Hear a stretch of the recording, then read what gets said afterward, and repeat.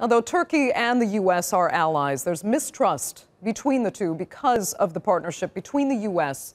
and the YPG. Joining me now in the studio is a former U.S. diplomat, Matthew Bryza.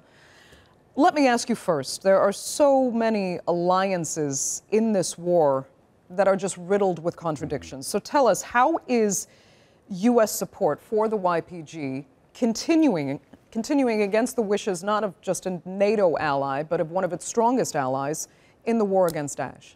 As a former U.S. official, it's hard to understand how we could have decided that your terrorists are not our terrorists. The U.S. has always said, whether it's a Republican or Democratic administration, a terrorist is a terrorist.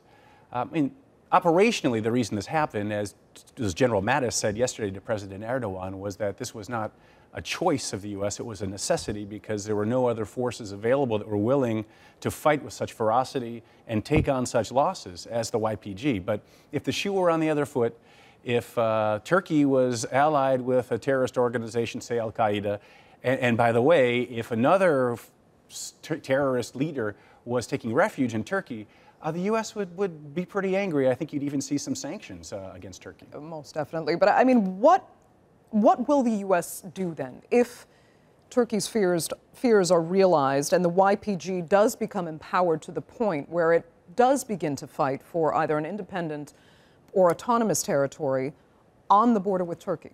Yeah, that's a key question that few people ask these days and need to.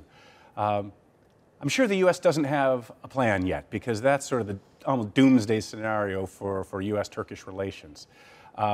I think what they would have to make a very difficult choice of NATO ally versus this localized regional ally, and based on my entire life's work, I think we would go with a NATO ally. But the U.S. has been contradictory, not just in the Trump administration, but in the Obama administration as well. I mean, 1 year ago today, when Operation Euphrates Shield began, Vice President Biden was here in Ankara.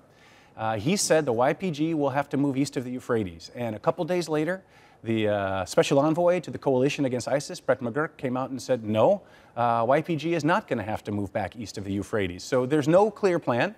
It's going to be a wrenching choice. May it never have to be taken, but I'd put my money on the U.S. sticking with Turkey in the end. Okay. What about Operation Euphrates Shield? I mean, as far as you're concerned, it's been a successful operation?